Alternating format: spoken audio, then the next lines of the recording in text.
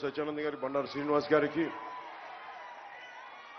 ప్రతి ఒక్కరికి పేరు పేరున నా హృదయపూర్వక నమస్కారాలు. నాకు మండపేట చాలా గుండెలో చాలా పదిలిమైన స్థానం. నాకు మండపేట నియోజకవర్గం.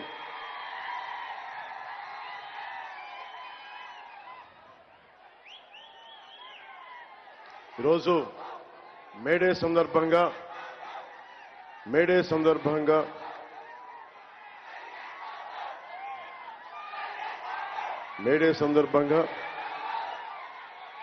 కార్మికులకి, భవన నిర్మాణ కార్మికులకి, అసంఘటిత కార్మికులకి, సంఘటిత కార్మికులకి, అన్నం పెట్టే రైతాంగానికి, కష్టపడే ప్రతి ఒక్కరికి మేడే శుభాకాంక్షలు.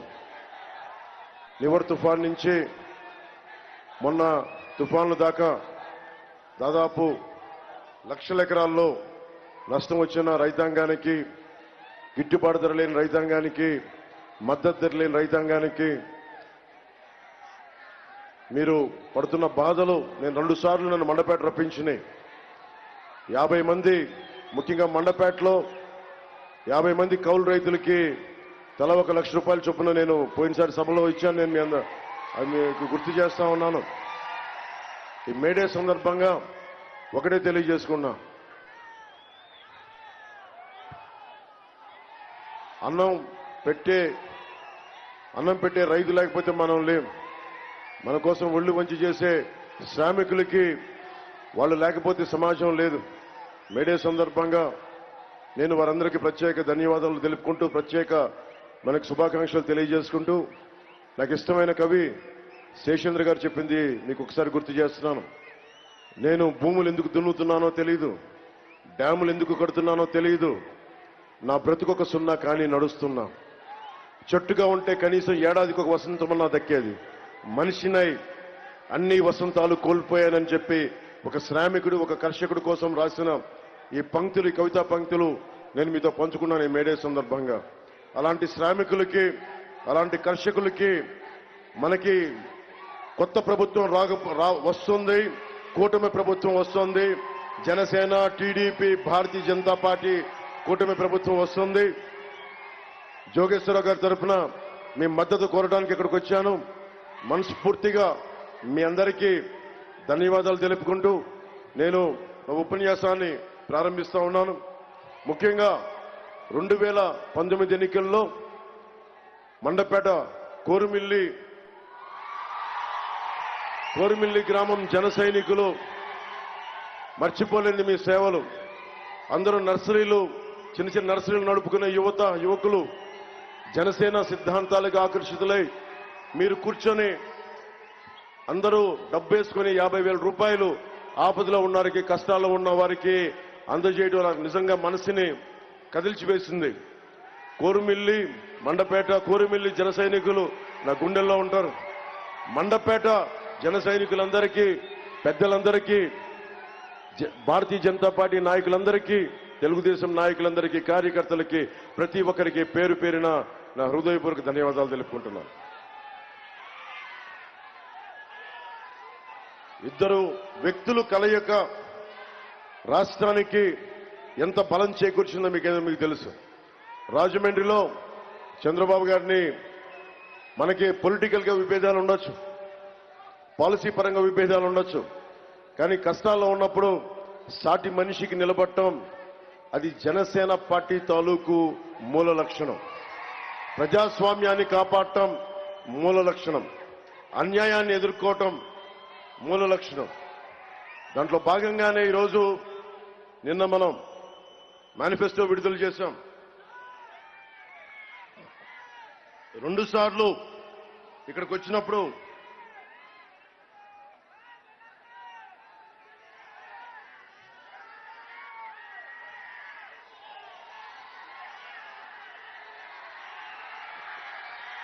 మీకోసమే మా తపన. విద్యా దీవెన వెయ్యలేదు, అలాంటి చేతగాని ప్రభుత్వం. దానికి బాయ్ బాయ్ వైసీపీ చెప్పేది. ఇంకెంత 11 రోజులు 12 రోజులు అంతే. అక్కడ చిరంజీవి గారి ఫోటో పెట్టారు. అక్కడ చిరంజీవి గారి అభిమానులకు కూడా చెప్తున్నా, మన నాయకుడికి మన అభిమానమైన గుండెల్లో పెట్టుకున్న వ్యక్తికి అమర్యాద చేసిన వ్యక్తి వైఎస్ జగన్. ఆ వ్యక్తిని ఇంటికి పంపించే సమయం అయింది. ముఖ్యంగా యువతకి రాగానే డిఎస్సి నోటిఫికేషన్ ఖచ్చితంగా చేయబోతున్నాం. మెగా డిఎస్సి నోటిఫికేషన్ రాగానే మనకి ప్రభుత్వం రాగానే మొదటి సంతకం దాని మీదే ఉంటుంది. నేను మీకు ఆ మాట ఇస్తున్నాను.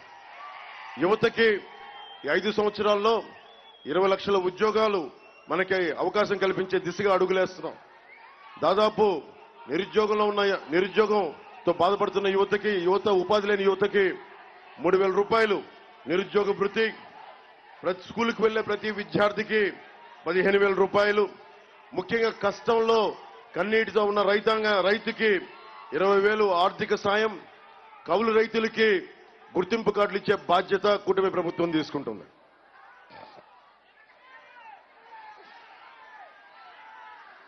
ముఖ్యంగా పాడి రైతాంగానికి పశువుల కొనుగోళ్లు, దాణా మందుల కొనుగోళ్లపై సబ్సిడీలు, ఇన్సూరెన్స్ సౌకర్యం, గోకులాల ఏర్పాటు, మేత కోసం మన నియోజకవర్గాల్లో గ్రామాల్లో బంజరు భూమి కేటాయింపు. అలాగే గోపాల మిత్రులు నన్ను వచ్చి అడిగారు చాలా సంవత్సరాల క్రితం. వారి అభ్యర్థన నాకు అందింది. అదే కూటమిలో మేనిఫెస్టో కమిటీలు చెప్పినప్పుడు గోపాల మిత్రుల్ని తిరిగి ఆ వ్యవస్థను తిరిగి పునరుద్ధరణ చేసే కార్యక్రమానికి బాధ్యత తీసుకుంటాం. ముఖ్యంగా ఆర్యవైశ్య సంక్షేమానికి కన్నికా పరమేశ్వరి, అక్కడ దేవుడి సాక్షిగా చెప్తా ఉన్నాను, కన్నికా పరమేశ్వరి అమ్మవారి ఆత్మార్పణ దినోత్సవాన్ని అధికారిక కార్యక్రమంగా చేపడతాం. అలాగే ముస్లిం మైనారిటీల సంక్షేమానికి వారికి కావాల్సిన ఈద్గాలకి, కబ్రిస్తాన్లకి బాధ్యత తీసుకుంటాం ముఖ్య పట్టణాల్లో. అలాగే క్రిస్టియన్ల సంక్షేమానికి క్రిస్టియన్ మిషనరీస్ ప్రాపర్టీస్ డెవలప్మెంట్ బోర్డుని ఏర్పాటు చేసి తద్వారా వారికి ఏమేమి సహాయాలు కావాలో అవన్నీ చేస్తాం. ముఖ్యంగా వ్యవసాయానికి సంబంధించి 9 గంటలు నాణ్యమైన ఉచిత విద్యుత్ సరఫరా, రాయితీతో సోలార్ పంప్ సెట్లు, మిగిలిన విద్యుత్ ప్రభుత్వ కొనుగోలు, సబ్సిడీతో వ్యవసాయ పరికరాలు, ముఖ్యంగా ప్రైస్ స్టెబిలైజేషన్ ఫండ్ ధరల స్థిరీకరణ నిధిని, అలాగే కౌలు రైతులకి గుర్తింపు కార్డులు అందజేయటం, సంక్షేమ పథకాలు అన్ని ముందుకు తీసుకెళ్తాం. ప్రతి పార్లమెంటు నియోజకవర్గంలో ఇది ప్రత్యేకించి యువత కోసం మీరు గుర్తుంటే 2000 ప్రతి నియోజకవర్గానికి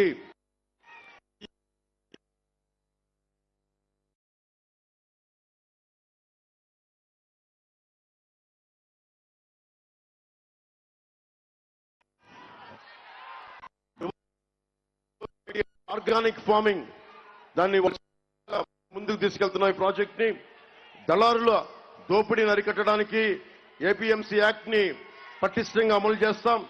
రాష్ట్రంలో ముఖ్యంగా సెరికల్చర్ రైతాంగానికి తోడ్పాటును అందిస్తాం. ఆ సెరికల్చర్ రైతులను ఆదుకుంటాం. తద్వారా గ్రామీణ ప్రాంతాల్లో ఉపాధి అవకాశాలు కల్పిస్తాం. అలాగే పంచాయతీలకి నేను ముఖ్యమైన చదువుతున్నాను. మనకి మేనిఫెస్టోలో పంచాయతీలకి డైరెక్ట్ గా కేంద్రం నుంచి వచ్చే నిధుల్ని పంచాయతీలకే కేటాయిస్తాం. అలాగే ముఖ్యంగా మనకి రోడ్లు ఇబ్బందులు ఉన్నాయి. ముఖ్యంగా యువతకి వర్క్ ఫ్రం హోమ్ నుంచి ఉమ్మడి ఆఫీసులు ఉండేలాగా మీరు ఎక్కడ కూర్చున్నా సరే అక్కడ ఎవరైనా కూర్చొని ఆఫీసులు ఏర్పాటు చేసుకుని వర్క్ ఫ్రం హోమ్ కొరకు ప్రతి మండలం, జిల్లా కేంద్రాల్లో వర్క్ స్టేషన్స్ ఏర్పాటు చేసే కూటమి ప్రభుత్వం.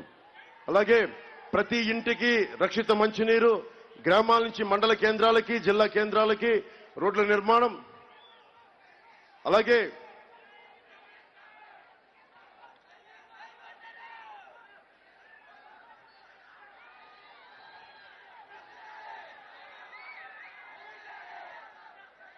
ముఖ్యంగా హరీష్ గారు ఉన్నారు. మన అంబేద్కర్ కోనసీమ జిల్లాని పార్లమెంట్ అభ్యర్థిగా పోటీ చేస్తున్నారు.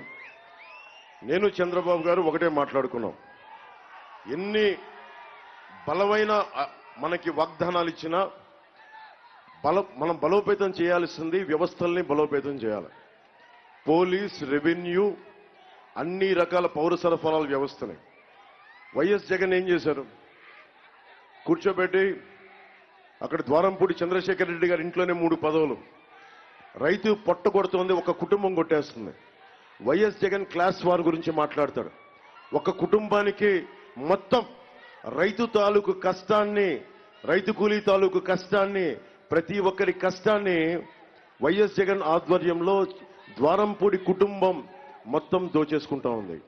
దీనికి మార్పు రావాలి, దీనికి చరమాంకం పలకాలి అంటే మనకి కోనసీమ పార్లమెంటుకి జిఎం హరీష్ గారిని పార్లమెంట్ అభ్యర్థిగా మనకు గెలిపించాలి. మండపేటకి సర్వేశ్వరరావు గారిని గెలిపించాలి. మండపేటకి జోగేశ్వరరావు గారిని గెలిపించాలి.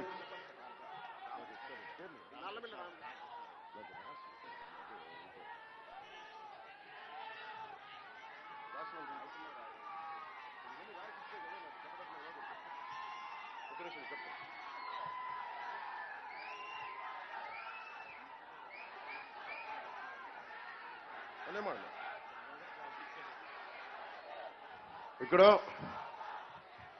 మీ అందరికీ నేను ఒక విషయం తెలియజేసుకుంటా ఉన్నా. మీరు స్లోగనీరింగ్ కానీ, నా స్లోగనీరింగ్ కానీ ఇవన్నీ ఏమి చేసినా మీ స్లోగనీరింగ్ ఓటు కింద మారకపోతే నిష్ప్రయోజనం అయిపోతుంది. మీరు ఊహించుకోండి, పార్టీని నడపడం, ముఖ్యంగా మండపేట ఇది మన జనసేన పోటీ చేయాల్సిన నియోజకవర్గం, మీ అందరికీ బాధ ఉంది. అది నేను గుర్తించలేదని కాదు, చాలా గుర్తించాను. కానీ ప్రత్యేక పరిస్థితుల్లో అంటే కనీసం మనం ఇంకా రికగ్నైజ్డ్ పొలిటికల్ పార్టీ ఇంకా అవ్వలేదు. మన గ్లాస్ సింబల్ కూడా ఎన్ని గొడవలు పడుతున్నామో చూస్తున్నాం. అందుకని నాకు ఎన్నికల తాలూకు ముఖ్య లక్ష్యం జనసేన పార్టీ కంటే కూడా మీ భవిష్యత్తు నాకు చాలా చాలా ముఖ్యం. నేను 2014లో తెలుగుదేశంకి, భారతీయ జనతా పార్టీకి నేను మద్దతు తెలిపితేనే మన గోదావరి జిల్లాల్లో కానీ మిగతా అన్ని చోట్ల మన బలంతో దాదాపు ప్రభుత్వాన్ని అది బలం అంతా ఇంత అని పక్కన పెడితే మన బలం ఖచ్చితంగా పనిచేసి ప్రభుత్వాన్ని స్థాపించాం. ఆ రోజున 2024కి నేను మీ ముందుకు వచ్చా. పిఠాపురం నుంచి, మన ఉమ్మడి తూర్పుగోదావరి జిల్లా పిఠాపురం నుంచి నేను పోటీ చేస్తున్నా. నాకు మీ మద్దతు ఇవ్వకపోతే నేను దశాబ్దం నుంచి రోడ్ల మీద తిరుగుతూ ఉన్నా, రైతాంగం కోసం నిలబడి ఉన్నా, కౌలు రైతుల కోసం నిలబడి ఉన్నా. నాలాంటి వాడు ఉంటే ఏం జరుగుద్ది అంటే, జోగేశ్వరరావు గారు లాంటి వాళ్ళతోటి, హరీష్ గారితో, వేదిక మీద ఉన్న రామకృష్ణారెడ్డి గారు లాంటి నాయకులతోటి, ప్రతి ఒక్కరితోటి, మన బండారు శ్రీనివాస్ గారితో, బండారు సత్యానందం గారితో, ఎవరితోనైనా సరే మీ గొంతు నేను వినిపిస్తాను. నాకు డబ్బులు అవసరం లేదు, నాకు పేరు అవసరం లేదు, నాకు ఉన్నదల్లా లక్షణం ఒకటే, మీ భవిష్యత్తు కోసం పనిచేసే శక్తి నాకు కావాలి. అంటే నేను ఎన్నిసార్లు రోడ్డు మీదకి వచ్చినా మీరు ఇదే ఊహించుకోండి, ఇదే సమస్య మీ ఉపాధి అవకాశాల కోసం నేను రోడ్డు మీదకి రాగలను. అధికారం లేకపోతే ఏమవుతుందంటే మీ గొంతు శాసనం అవ్వదు. ఈరోజు మీరు ఇంత ఎండలో 47 డిగ్రీల ఎండల్లో మీరందరూ మనందరం మలమల్లాడిపోతున్నాం. మన జన సైనికులు ఎక్కడ అమెరికా నుంచి వచ్చి ఇక్కడ ప్రాణాలు కోల్పోతున్నారు. దేనికోసం? మీ భవిష్యత్తు కోసం, మీ భవిష్యత్తు కోసం. నాకు నిజంగా చాలా బాధ కలిగించే అంశం. అలాగే మనం కులాలని దాటి వెళ్ళకపోతే ఆంధ్రప్రదేశ్ సర్వనాశనం అయిపోద్ది. వైఎస్ జగన్ కులాల్ని వాడుకొని ఎదుగుతా ఉన్నాడు. మీరు గుర్తుపెట్టుకోండి, తోట త్రిమూర్తులు గారు ఉన్నారు ఇక్కడ, పిల్లి సుభాష్ చంద్రబాబు గారు ఉన్నారు. ఇద్దరు చూడండి, ఇద్దరు ఒకప్పుడు కొట్టుకున్నారు, మళ్ళీ రాజకీయ అవసరాల కోసం కలిసిపోయారు. రాజకీయ అవసరాల కోసం కలిసిపోయిన వ్యక్తులు యానాం రావులపాలెం మధ్య ఉన్న ఏటిగట్టు రోడ్డుకి ఎందుకు ఇద్దరు కలిసి పనిచేయలేదు? మీరు ఒకసారి ఆలోచించండి. అంటే మనకి ఇది 2 నియోజకవర్గాలకి, మండపేట, రామచంద్రాపురం, ఈ 2 నియోజకవర్గాలకి అవసరమయ్యే యానాం రావులపాలెం మధ్య ఉన్న ఏటిగట్టు రోడ్డుని ఇద్దరు కూర్చొని వేయలేకపోయారు. కానీ ఈరోజు ఇద్దరు కూర్చొని వాళ్ళు రాజకీయ అవసరాల కోసం కలిశారు. మీ భవిష్యత్తు పాడైపోతా ఉంది. తోట త్రిమూర్తులు గారు జనసేన పార్టీలోకి రావట్లేదు, నాకు అలాంటి సంకేతాలు ఏమీ పంపలేదు. నాకు ఏ రాజకీయ నాయకుల మీద, ఏ పార్టీ రాజకీయ నాయకుల మీద వ్యక్తిగతంగా ద్వేషం ఉండదు, నాకు ప్రేమ ఉండదు. కేవలం చాలా పారదర్శకంగా ఆబ్జెక్టివ్గా ఉంటాను. నాకు కావాల్సింది ఏంటి, మీరు పవన్ కళ్యాణ్ని ప్రేమించక్కర్లా. ఆంధ్రప్రదేశ్ నిర్మాణానికి, యువతకి, మహిళలకి, రైతాంగానికి, భవన నిర్మాణ కార్మికులకి, కర్షకులకి, శ్రామికులకి నిలబడితే, అన్ని బీసీ, ఎస్సీ, ఎస్టీ, ముస్లిం, అన్ని క్రిస్టియన్ వర్గాలకి నిలబడితే నాకు అదే చాలు. నేను బయటికి ఒక మాట, లోపల ఒక మాట చెప్పను. నేను నిలబడతానంటే నిలబడి తీరుతా.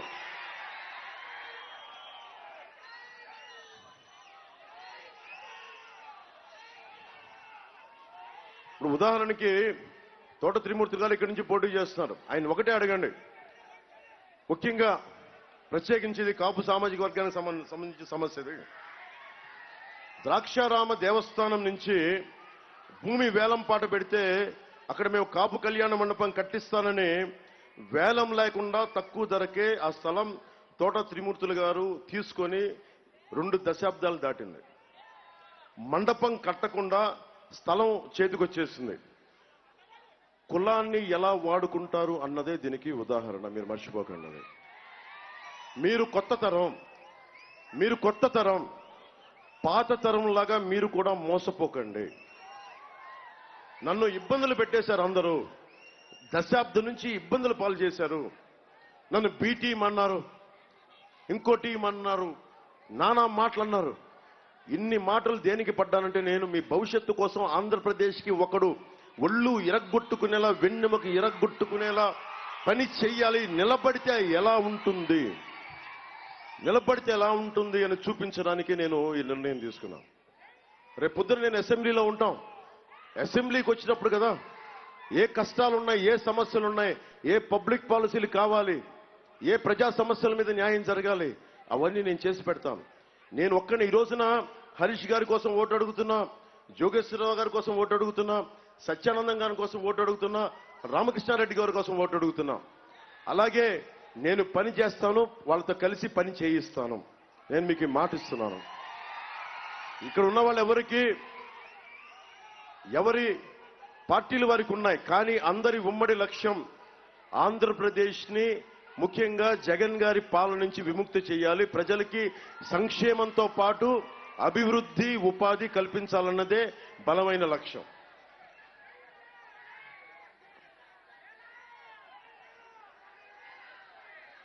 మనకి ముఖ్యంగా మండపేటకి 50 పైగా రైస్ మిల్లులు ఉన్నాయి. ధాన్యం కొనుగోలు అక్రమాలు, ధాన్యం రైతు నష్టాల్లో ఉన్నాడు, కౌలు రైతు నష్టాల్లో ఉన్నాడు. ఏ పంట పండించిన వాడు లాభాలు ఉన్నారు ఈ రాష్ట్రంలో. అన్నం పెట్టే రైతు లాభాల్లో లేడు. మన కూరగాయ ఉద్యాన పంటలు పండించే వాళ్ళు లాభాల్లో లేరు. ఎవరు లాభాలు ఉన్నారు? వైసీపీ గంజాయి పండించే వైసీపీ నాయకులు లాభాల్లో ఉన్నారు ఈ రోజున. గంజాయి ధాన్యంకి గిట్టుబాటు ధర లేదు, కానీ గంజాయికి గిట్టుబాటు ధర ఒక 25 గింతలు 20 ఎంతంటే 25-25,000 కోట్ల టన్నులు ఈ రోజున మనకి అమ్మే పరిస్థితికి వచ్చింది. లా అండ్ ఆర్డర్, ఒక సినిమా టికెట్లు అమ్మడానికేమో అన్ని వ్యవస్థలు కలిసి వస్తాయి. రెవెన్యూ వ్యవస్థ కలిసి వస్తాయి, సివిల్స్ అన్ని వ్యవస్థలు కలిసి వస్తాయి. కానీ మీ కష్టాలు తీర్చడానికి రైతు భరోసా కేంద్రాల దగ్గర ఒక చిన్న గోతాం బస్తా ఇప్పించడానికి ఏ వ్యవస్థలు కలిసి రావు. ఈ వ్యవస్థల్ని పని చేయించాలంటే జనసేన, టీడీపీ, భారతీయ జనతా పార్టీ కూటమి ప్రభుత్వం రావాలి. దానికి అదొక్కటే పరిష్కారం. ఈ 5 సంవత్సరాల్లో ఒక్కసారి కూడా రైతులకి మద్దతు ధర ఇవ్వలేదు జగన్. ఈ నియోజకవర్గంలో రైతు భరోసా ఎందుకు రాలేదని అడిగే పరిస్థితి ఉందా? మీరు ఒకసారి ఆలోచించండి. కౌలు రైతులకి కార్డులు ఎందుకు ఇవ్వలేదు? 3,000 మంది పైగా కౌలు రైతులు చనిపోయారు. జనసేన గుర్తించే వరకు అది బయటికి కూడా రాలేదు. వ్యవసాయంలో రాయితీలు మొత్తం తీసేసిన ప్రభుత్వం ఇది. ట్రాక్టర్లు, చిన్నపాటి పనిముట్లు ఒకప్పుడు సబ్సిడీలు దొరికాయి. ఈ రోజున అవేమీ ఇవ్వని పరిస్థితి. ఎందుకు ఇవ్వట్లేదని అడిగితే బూతులు, దౌర్జన్యాలు తప్ప మంచిగా సమాధానం చెప్పే పరిస్థితి లేదు. 2020లో ఒక్క నివర్ తుఫాన్కి 17 లక్షల ఎకరాల్లో పంటల నష్టం జరిగాయి. 20లో 37,000 ఎకరాల్లో పంట నష్టం జరిగింది. ఎకరానికి కనీసం 25,000 నష్టం వేసినా 9,250 కోట్ల రూపాయలు రైతులు నష్టపోయారు. కుటుంబాలు చితికిపోయినాయి. ఆ కుటుంబాలకి భరోసాగా ఉండటానికే నేనేం సరదాగా ఈ అలయన్స్ పెట్టలా. అందరం కలిసి వస్తేనే తప్ప ఒక దేహానికి ఒక రక్తనాళం సరిపోదు, ఒక దేశానికి ఒక నది సరిపోదు, ఒక రాష్ట్రానికి ఒక నీటిపారుదల ప్రాజెక్ట్ సరిపోదు. ఇన్ని ప్రాజెక్టులు కలిస్తేనే అన్ని రైతాంగానికి అండగా ఎలా ఉంటుందో, ఇంతమంది నాయకులు ఇన్ని పార్టీలు కలిస్తే తప్ప 5 కోట్ల మంది జనాభా సమస్యలకి పరిష్కారం వెతకలేం. ఓటు చీలకూడదు, అందరం కలిసి రావాలి. మనకి వైసీపీ అవినీతి కోటల్ని బద్దలు కొట్టాలి, కూటమి ప్రభుత్వాన్ని స్థాపించాలి, మీ భవిష్యత్తుకు బంగారు బాట వెయ్యాలి అన్నది ఏకైక లక్ష్యం.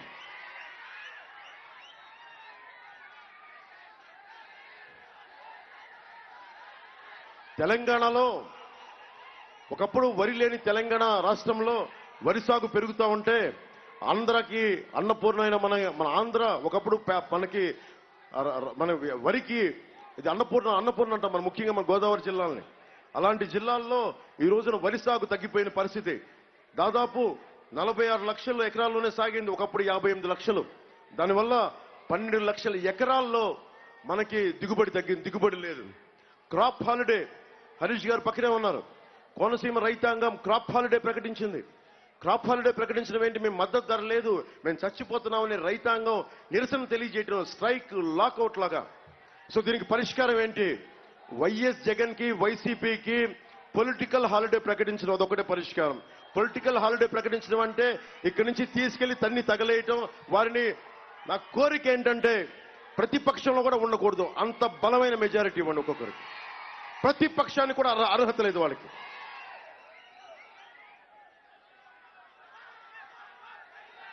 మన కపిలేశ్వరం, కోరుమిల్లి, తాతపూడి, కేదార్లంక ఇసుక రీచ్లు, ఈ 4 రీచ్ల నుండి నెలకి ఇక్కడ యువతకి మీకు ఫీజు రీఎంబర్స్మెంట్లు రాలా, రైతుకు గిట్టుబాటు ధర రాలా, బీసీలకి 30 పథకాలు తీసేశారు, ఎస్సీ విద్యార్థులకు సంబంధించి 27 పథకాలు తీసేశారు.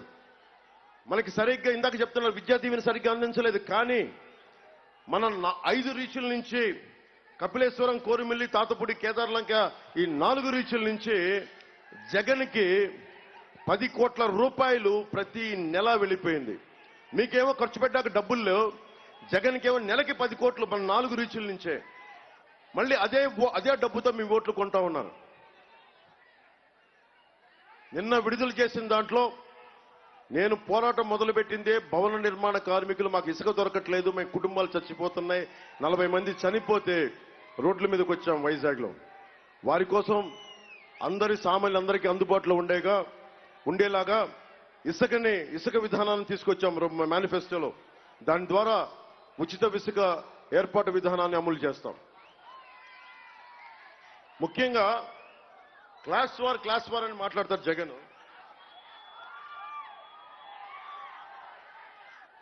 క్లాస్ వార్ అని మాట్లాడతాడు జగన్. ఒకప్పుడు ఇసుక రీచుల్లో బోట్లల్లో పడవల మీద ఇసుక వేసుకొచ్చి అమ్ముకునే ఒక సౌకర్యం ఉండేది. వాళ్ళంతా ఏ కులస్తులు, బీసీలకు కానీ అక్కడున్న మత్స్యకార సంఘాలు కానీ పంచాయతీ సంఘాలు కానీ ఇవన్నీ తీసుకొచ్చాయి. ఇప్పుడు ఆ పరిస్థితి అంతా పోయి మొత్తం సెంట్రలైజ్డ్.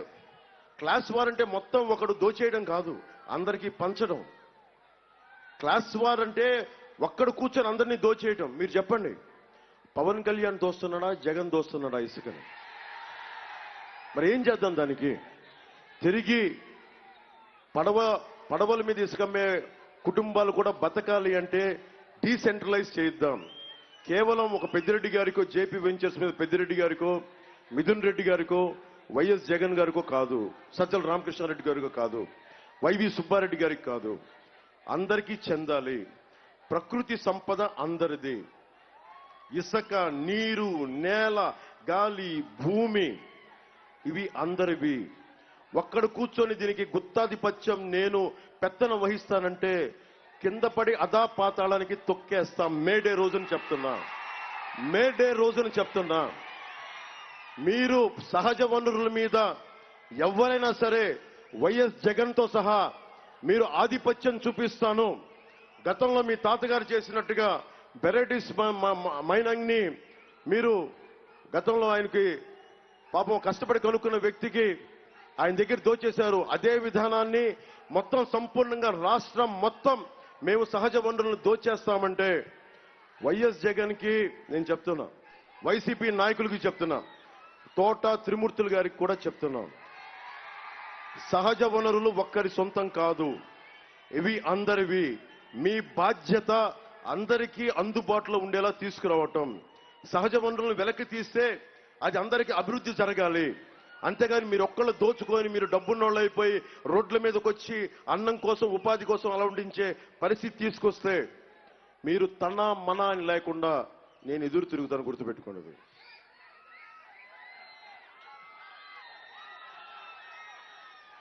ఒక ఎమ్మెల్యే, రాజకీయ నాయకులు ఏ ఊర్లో అయినా కావచ్చు, మన మండపేటలో కావచ్చు, విజిలెన్స్, రెవెన్యూ శాఖ, విజిలెన్స్ శాఖ, మైనింగ్ శాఖ, నీటిపారుదల శాఖ, ఇన్ని శాఖలు నిద్రపోతే తప్ప ఇసుకని దోచేయడం వల్ల కాదు.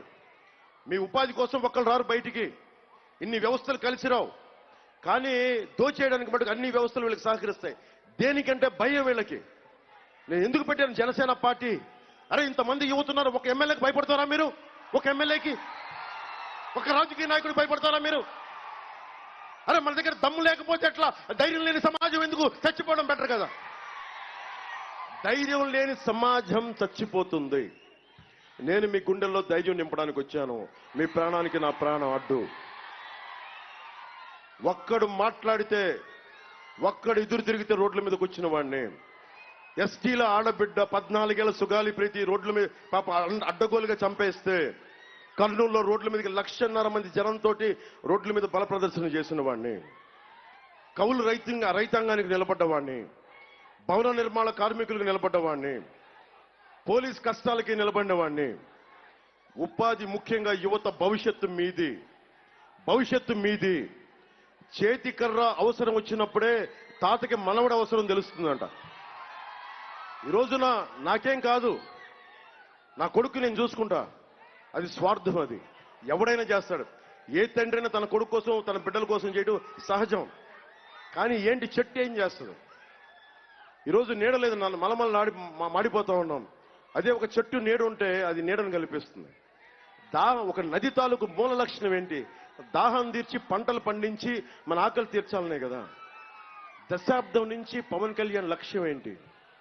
మీ కష్టాలకి తన భుజం కాయాలనే కదా, తన భుజం ఇవ్వాలనే కదా, మీ కష్టాల్లో కొంచెం నిలబడాలనే కదా. ఇదే చెప్తున్నాను మీకు, నేను మీకు అండగా ఉంటాను. ద్వారంపూడి చంద్రశేఖర్ రెడ్డి అక్కడ కాకుండా ఇక్కడ కూడా వచ్చి మనకి మండపేట పబ్లిక్ స్కూల్లో ఇద్దరు పార్ట్నర్స్ మధ్య గొడవ.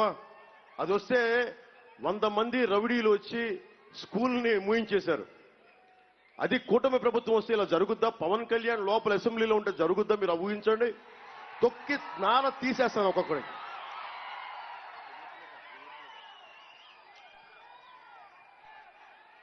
ఎవరైనా సరే, ఎందుకంటే ఇది మనవాడు తనవాడు అని లేదు.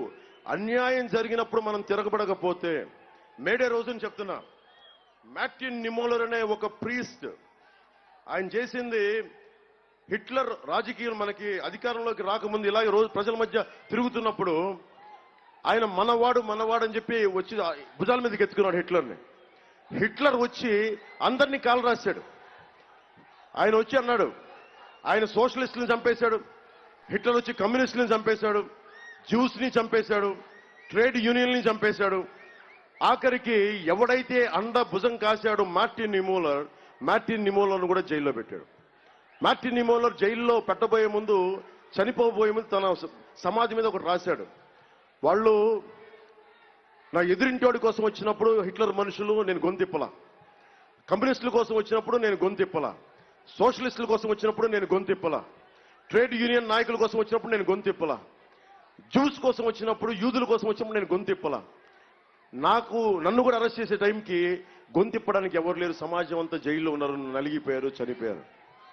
అలాంటిది తన మనాని భేదం లేదు. తప్పు జరిగినప్పుడు అందరం, హరీష్ గారికి మనకు అన్యాయం జరిగితే అది నాకు అన్యాయం జరిగినట్టు నేను వచ్చి మాట్లాడాలి. ఒక దళిత డ్రైవర్ని ఒక MLC, YCP MLC door delivery చేస్తే అది దళిత కుటుంబానికి జరగల, పవన్ కళ్యాణ్కి కూడా జరిగింది. పవన్ కళ్యాణ్కి కూడా జరిగింది. చాలా బాధ అది. ఇంతమంది మీరు 9,000 మంది బీసీల మీద కేసులు పెడితే అది పవన్ కళ్యాణ్ మీద కూడా కేసులు పెట్టినట్టు. ఇంతమంది ఉపాధి దెబ్బ కొడితే పవన్ కళ్యాణ్ పొట్ట మీద కూడా కొట్టినట్టు. ఎందుకంటే నాయకులు బాధ్యత తీసుకోకపోతే సమాజం విచ్ఛిన్నం అయిపోద్ది. 30,000 మంది ఆడబిడ్డలు మాయమైపోతే, సమాజంలో అదృశ్యం అయిపోతే, ఈ సోకాల్ ముఖ్యమంత్రి క్లాస్ వార్ గురించి మాట్లాడే వ్యక్తి ఒక్క ప్రెస్ మీట్ పెట్టల ఈ రోజు వరకు. అందుకని మీకు కావాల్సింది లా అండ్ ఆర్డర్ చాలా చాలా బలంగా ఉండాలి. అందుకని నేను మీకు మాట ఇస్తున్నా, ఒక్కడు అన్యాయం చేసినా తోలు తీసేస్తాం, అలాంటి ప్రభుత్వాన్ని తీసుకొస్తాం.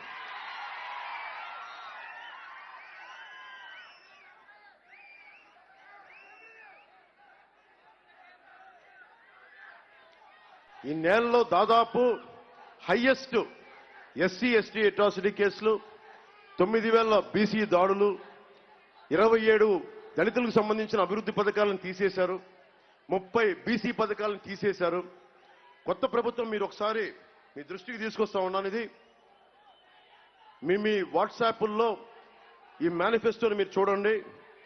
ఇది కష్టమని నాకు తెలుసు, కానీ పని చేసేవాడు ఉంటే మనకి ఇన్నోవేషన్ ఉంటుంది, out of the box thinking ఉంటే తప్ప. నేను మీకు చెప్పాను పోలవరం గురించి, 1,60,000 మంది మనకి నిరాశ్రులైతే, గిరిజన రైతాంగం, గిరిజనేతలందరికీ కూడా నేనేం చెప్పాను, మనొక సెస్ విధించి 5 కోట్ల మంది ప్రజలకి బాగయ్యే పోలవరం కోసం 60 రూపాయల మందిని 200 రూపాయలు కొనే స్థాయిలో కనీసం ₹1 కూడా పెట్టలేము పోలవరం కోసం అందరం కలిపి.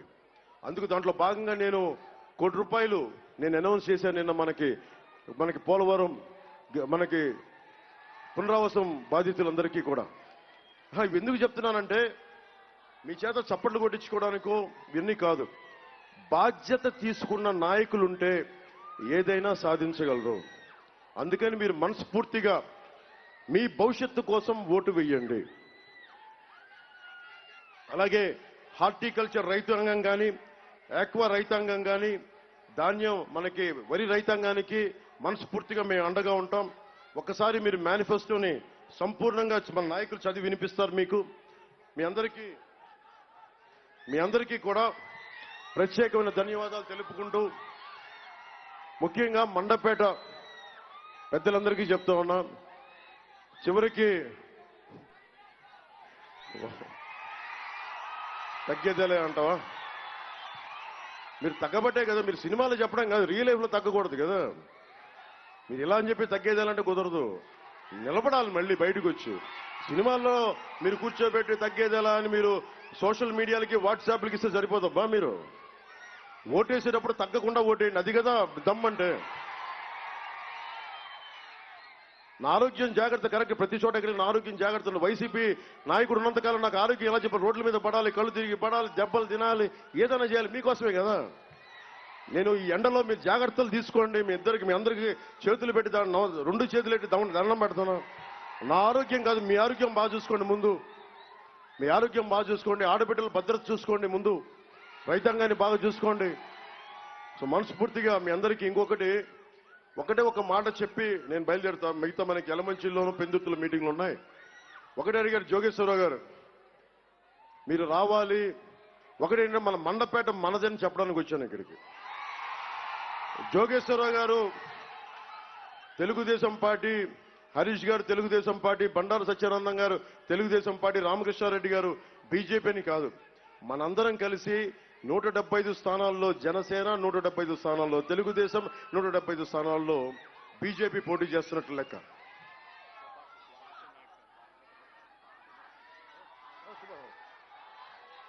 మొన్న మన వాసంశెట్టి సుభాష్ గారికి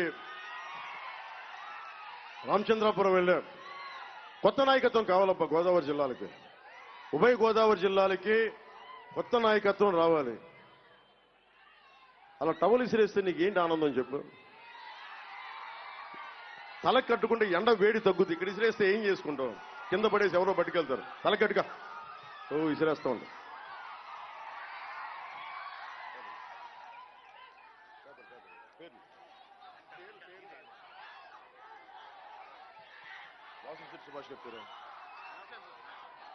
ముఖ్యంగా ఈ ల్యాండ్ గ్రాబింగ్ యాక్ట్ అని, ల్యాండ్ టైటిలింగ్ యాక్ట్ ఒక అందమైన పేరు పెట్టి జగన్ ల్యాండ్ గ్రాబింగ్ యాక్ట్ అని పెట్టాడు.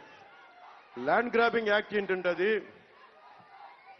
ఇక్కడంతా యువత ఉన్నారు, మీడియా వారు ఉన్నారు, చాలా మంది పెద్దలు టీవీలో ఏంటో ఉన్నారు. రాష్ట్రం మొత్తం మీద ల్యాండ్ టైటిలింగ్ యాక్ట్ మన ఆస్తి పత్రాల మీద విసరొద్దమ్మా, విసరొద్దు.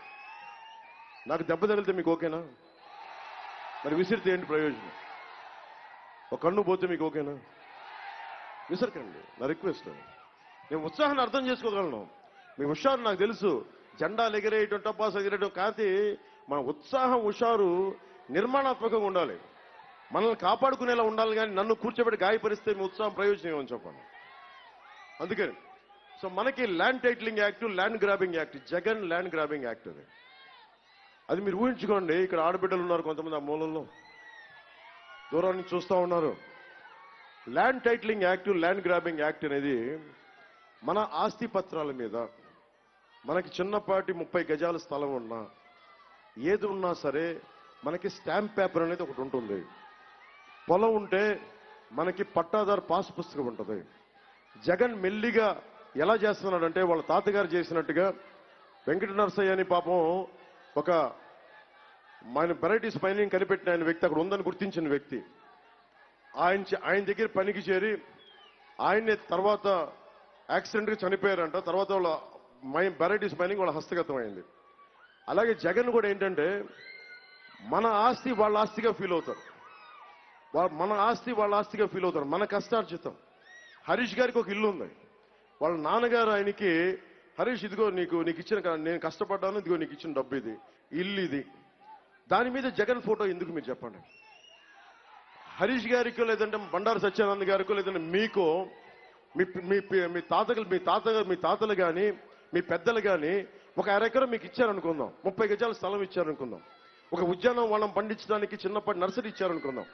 ఆ పట్టాదారు పుస్తకం మీద జగన్ ఫోటో ఎందుకు ఉండాలి? అది మీరు ఆలోచించండి. నా ఆస్తి మీద నీ నవ్వెందుకు, నీ ముఖం ఎందుకు? ఇచ్చింది మా నాన్న, ఇచ్చింది మా తాత, ఇచ్చింది మా పెద్దలు. ఇది ముసాయిదా. కేంద్రం అంటున్నాడు బీజేపీ ఇచ్చిందని. రేపొద్దున రామకృష్ణ రెడ్డి గారు మాట్లాడతారు. బీజేపీ ముసాయిదాలు పంపిస్తుంది, చాలా చట్టాలు కేంద్రం ఏమంటుందంటే ప్రతి రాష్ట్రానికి పంపిస్తుంది. ఇలాంటి డిమాండ్స్ ఉన్నాయి, మీరు ఒకసారి పరిశీలించి మీ ప్రతిపాదనలు పంపండి. పని చేస్తాయా పని చేయవా అని, పని చేస్తాయా పని చేయవా అని, కష్ట నష్టాలు ఏంటి, లాభ నష్టాలు ఏంటి గుర్తించమని. కానీ అసెంబ్లీలో నువ్వు మాట్లాడిస్తే కదా తెలుగుదేశం పార్టీని, కానీ తెలుగుదేశం పార్టీని నువ్వు మాట్లాడినిచ్చావు 2019 నుంచి 2024 దాకా. మాట్లాడితే చంద్రబాబు గారి భార్యను తిట్టి బయటికి పంపించేస్తే అసలు ల్యాండ్ టైటిలింగ్ యాక్ట్ అనేది మంచా చెడా, మనకి లాభ నష్టాలు మాట్లాడడానికి అసెంబ్లీలో డిస్కషన్ పెడితే కదా. నువ్వు కొట్టి తన్ని తగిలేస్తావు, బూతులు తిడతావు, ఇంట్లో వాళ్ళని తిడతావు, ఆడబిడ్డలను తిడతావు. అందుకని పట్టాదారు పుస్తకం మీద ఆంధ్రప్రదేశ్ రాజముద్ర ఉండాలి. ప్రధానమంత్రిగా నరేంద్ర మోదీ గారు భారతదేశానికి ప్రధానమంత్రి. అంత మాత్రాన పాస్పోర్ట్ మీద ఆయన ఫోటోలు వేయించుకోవట్లేదు కదా. నా ఆస్తి పత్రం మీద జగన్ ఫోటో ఎందుకు? నా పొలం దగ్గర నాకు రాళ్లు, నీ ముఖంతో ఉన్న రాళ్ళు ఎందుకు పాతాలి? భవిష్యత్తులో కనుక రేపు పొద్దున మీకు ఈ ల్యాండ్ గ్రాబింగ్ యాక్ట్ మీరు ఇంకొకసారి వైసీపీకి ఓటేస్తే మీ ఆస్తులు గాల్లో దీపం పెట్టినట్టే గుర్తుపెట్టుకోండి. నిజంగా చెప్తాను, సరదాగా చెప్పట్లా. ఇసుక రీచ్లనే దోచేసిన వాళ్ళు ఈ ల్యాండ్ యాక్టింగ్ ఎలా ఉంటుందంటే, ల్యాండ్ గ్రాబింగ్ యాక్ట్ అంటే మనం అంటే వెళ్ళి ఇక్కడ స్థానికంగా ఉండే మనకి ఆర్ఓ దగ్గర, మనకి రెవెన్యూ వాళ్ళ దగ్గర చేయించుకోవాలి రిజిస్ట్రేషన్. వాళ్ళకు గుర్తింపు ఇస్తారంట, అంతే. ఒక జెరాక్స్ కాపీ మనం ఒకరిని పడేస్తారు. రేపొద్దున మీ ఆడబిడ్డలకో, మీ చెల్లెళ్ళకో, మీ అక్కలకో పెళ్లిళ్ళు చేయాలి. వచ్చే బావగారి కోసం మనం ఏం చేస్తాం? ఇదిగోండి మా ఆస్తి పత్రం, మా ఆడపడుచు లాంఛనాల కింద ఇవి ఇస్తున్నాం అని చెప్పి మనకి ఒరిజినల్స్ ఇస్తాం, మనం స్టాంప్ డ్యూటీ పేపర్లు ఇస్తాం. అవి ఉండవంట, జెరాక్స్ పేపర్ ఇస్తారంట. సార్ ఒక దానికి కుదరదు అనుకుందాం. రేపొద్దున మీకు కష్టం వచ్చింది, మీ నాన్నగారు మిమ్మల్ని ఎవరో కూర్చోబెట్టి పక్క ఊరికి పంపించాలి, చదువుల కోసం, ఇంజనీరింగ్ పంపించాలి, లేదంటే డాక్టర్ చదివించాలి, లేదంటే కష్టాల కోసం ఒక ఫైనాన్షియల్ దగ్గర తాకట్టు పెట్టాలి. నేనే ఇన్ని సంవత్సరాలు ఎన్నిసార్లు నా ఇల్లు తాకట్టు పెట్టానో నాకు తెలుసు. మొన్న నా భార్యకి, నా బిడ్డలకి ఇచ్చేసే వరకు నేను నా ఇంటి పత్రాలు తాకట్టు పెడతానే ఉన్నాను బ్యాంకుల దగ్గర. మరి రేపు పొద్దున్న నేను తాకట్టు పెట్టాలంటే ఈ లెక్క ప్రకారం అయితే వాళ్ళు బ్యాంక్ వాళ్ళు ఎందుకు ఇస్తారు? అసలు డాక్యుమెంట్స్ పట్టరు అంటారు. అసలు డాక్యుమెంట్స్ జగన్ దగ్గర ఉన్నాయండి, మా దగ్గర లేవంటే పోరా పోబో అంటారు. మళ్ళీ కూడా తిడతారు. ఇవన్నీ ఆలోచించండి మీరు. మన ఆస్తి పత్రాల మీద నెమ్మదిగా సైకప్ చేస్తున్నాడు జగన్ మనల్ని. నేను మీకు ఇచ్చేవాడిని, నేను రాజరికం, నేను మీకు ఇస్తున్నా, మీరు దేహి అనండి. మనం ఒకటి మోచేతి అంబలి తాగే బతుకులు కావు మనవి. మేడే రోజున చెప్తున్నా, ఒకడి మోచేతి కింద అంబలి తాగే బతుకులు కావు. కష్టమైన నష్టమైన నా కండను కరిగించైనా సరే కష్టపడి తింటాను తప్ప ఎవడో పడేసే మోచేతి అంబలి, జగన్ పడేసే మోచేతి అంబలికి మనకు అవసరం లేదు. నా ఆస్తి మీద నీ ముఖం ఏంటి, నా ఆస్తి మీద నీ హక్కు ఏంటి? రేపొద్దున దున్నేవాడిదే భూమి అనే ఒక నినాదం ఉండేది. ఇప్పుడు దున్నని భూమి ప్రతిదీ కూడా జగన్దే. దున్నని భూమి ప్రతిదీ ఇక్కడ తోట త్రిమూర్తులు గారికి వెళ్ళిపోద్దో, లేదా పిల్లి సుభాష్ చంద్రగారి గారికి వెళ్ళిపోద్దో, ఎవరికి వెళ్ళిపోద్దో తెలియదు. రేపొద్దున అన్నిటికంటే దారుణం ఏంటంటే, మీ స్థలాన్ని ఎవరిని కబ్జా పెట్టారనుకుందాం. కబ్జా పెడితే మనం ఏం చేస్తాం? పోలీస్ స్టేషన్కి వెళ్తాం. పోలీస్ స్టేషన్ తేలకపోతే కోర్టులో కేసేస్తాం. ఇప్పుడు కోర్టులో కేసేయడానికి లేదంట, మళ్ళీ వెళ్ళి రెవెన్యూ డిపార్ట్మెంట్ దగ్గరే కూర్చోవాలంట. దానికి ఒక సపరేట్ బెంచ్ ఏర్పాటు చేస్తారంట. వాళ్ళు ఇద్దరు కలిసిపోతే మన ఆస్తి అంతే గల్లంతు పోయింది, గాల్లో దీపమే. వెళ్తే ఎక్కడికి వెళ్ళాలి? హైకోర్టుకి వెళ్ళాలంట. హైకోర్టుకి వెళ్ళడానికి నేనే 100 సార్లు ఆలోచిస్తా, ఇంత పెద్ద పార్టీ నడుపుతా.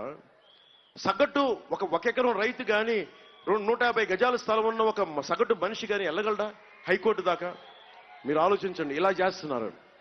అలాగే వచ్చిన 100 రోజుల్లోనే గంజాయిని సాగించే గుండాల మీద ఉక్కు పాదంతో నలిపేస్తాం. ఉక్కు పాదంతో.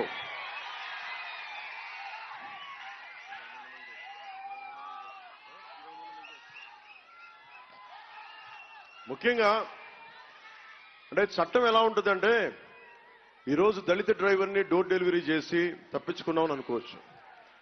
28 సంవత్సరాల క్రితం జరిగిన శిరోమండలం కేసే ఈరోజు వచ్చి మనకి దానికి కోర్టు శిక్ష వేసింది. బేసిక్ ఏంటంటే, తన మన అని భేదం లేదు.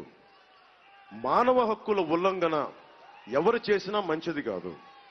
అలాగే జగన్ తోట త్రిమూర్తులు గారు మాట్లాడితే నేను కాపులకి అండగా నిలబడతానన్న వ్యక్తి నాయకుడు అంటారు కదా. మనకి పిల్లి సుభాష్ చంద్రబోస్ గారు నేను బీసీలకు నిలబడే నాయకులు అంటారు కదా. కోనసీమ పేరులో చాలా మంది, ఎక్కువ శాతం మంది అమాయకుల మీద అన్యాయంగా కేసులు పెడితే ఒక్కళ్ళు కూడా వీళ్ళకి నిలబడలా. పాపం నిజంగా చెప్తున్నా, చాలా మంది మనకి కూర్చోబెట్టి చాలా మంది యువకులు, అది కాపు సామాజిక వర్గానికి చెందిన వాళ్ళు ఉన్నారు, దేవాంగులు, శెట్టి బలిజ కులాలు, అందరూ చాలా మంది కూర్చొని పాపం వాళ్ళకి సంబంధం లేదు. వాళ్ళు వచ్చిన దగ్గర వేడుకున్నారు, అన్న మాకు సంబంధం లేదన్న, మా మీద కేసులు పెట్టారన్నా అంటే వాళ్ళ మీదకి కులాలను వాడుకునే 2 నాయకులు నిలబడాల. ఆఖరికి ఓట్ల కోసం తీసేశారు అంతే. ఓట్ల కోసం ఈరోజు కేసులు తీసేశారు. ఎవరైతే ఏ1 ఈ రోజున అతను వెళ్ళి విశ్వరూప్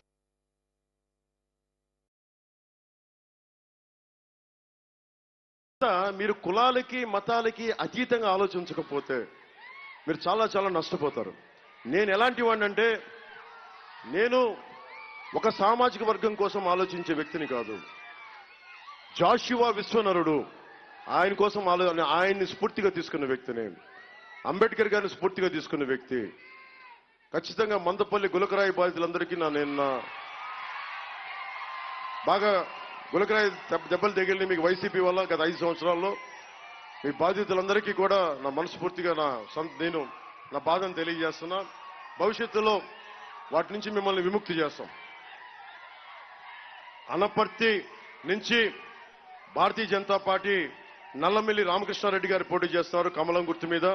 వారికి భారీ మెజారిటీ తోటి అనపర్తి నియోజకవర్గ జన సైనికుల్ని, మద్దతుదారుల్ని మనస్ఫూర్తిగా మద్దతు ప్రకటించి భారీ మెజారిటీతో గెలిపించాలని కోరుకుంటా ఉన్నాను. రామచంద్రాపురం నుంచి మళ్ళీ ఇంకోసారి అడుగుతా ఉన్నాం, తెలుగుదేశం పార్టీ నుంచి వాసంశెట్టి సుభాష్ గారిని భారీ మెజారిటీతో గెలిపించండి. కొత్తపేట పాపం మా బండారు శ్రీనివాస్ గారు, బండారు సత్యానంద్ గారు, 2 అన్నదమ్ములు. జగన్ ఇక్కడ చాలా విచిత్రమైన చూడండి, బండారు శ్రీనివాస్ గారు, బండారు సత్యానందం గారు 2 అన్నదమ్ములు. ఒకళ్ళేమో బండారు శ్రీనివాస్ గారు నా జనసేనలో ఉంటారు, బండారు సత్యానందం గారేమో టీడీపీలో ఉంటారు. ఇది మన కూటమి అన్నదమ్ముల్ని కలిపింది. జగన్ వాళ్ళ ఇంట్లో 2 విడిపోయారు, అన్నా చెల్లెలు 2 విడిపోయారు. పాపం చిన్నాయన్ని చంపేసిన వాళ్ళు వెనకేసుకొస్తున్నారు. దగ్గరికి చేర్చే కూటమి ఇది. అలాగే కొత్తపేట నుంచి మనకి బండారు శ్రీనివాస్ గారి మద్దతుతోటి కొత్తపేట టీడీపీ నుంచి బండారు సత్యానంద్ గారు సైకిల్ గుర్తు మీద పోటీ చేస్తున్నారు. వారికి మనస్ఫూర్తిగా మీ మద్దతు, జన సైనికులు జనసేన మద్దతు ఇవ్వాలని మనస్ఫూర్తిగా కోరుకున్నాను. ప్రజల మద్దతు ఇవ్వాలని. మండపేట నుంచి మొన్న కూడా సభ పెట్టి వెనక్కి వెళ్ళిపోవాల్సి వచ్చింది మేనిఫెస్టో వల్ల. నిన్న జోగేశ్వరరావు గారు మన అభ్యర్థి, ఆయన మన జనసేన అభ్యర్థిగానే చూడండి. మీకు కష్టం వచ్చినప్పుడు ఆయన స్పందించకపోతే అప్పుడు నన్ను వచ్చి చొక్కా నిలదీయండి. నేను మీకు హక్కు ఇస్తున్నా. అలాగే వేగి లీలాకృష్ణ గారు ఉన్నారు. పాప ఆయన తోట తిరుమూర్తులు గారి బాధ్యతలు ఈయన, కానీ నిలబడ్డారు. విచిత్రంగా ఇక్కడ మనకి ఒక కొండనే మింగేశారు. ఇక్కడ 16-37 ఎకరాల కొండనండి. ఏ గ్రామం అది?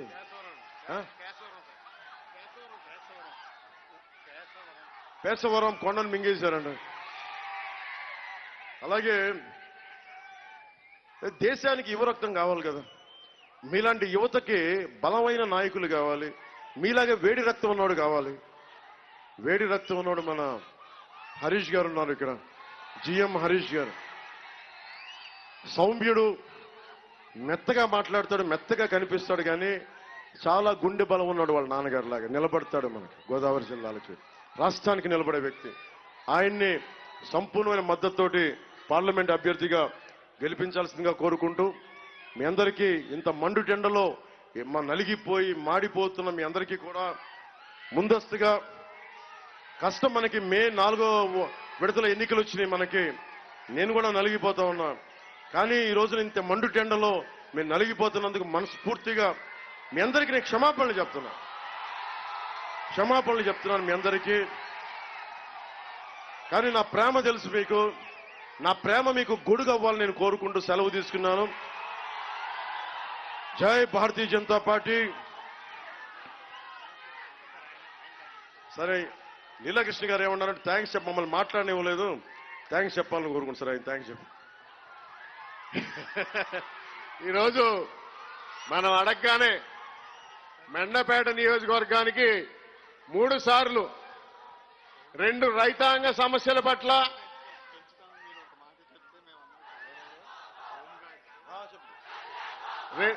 రైతాంగ సమస్య పట్ల 2 సార్లు మన నియోజకవర్గానికి, ఒక్కసారి ధాన్యం విషయంలో,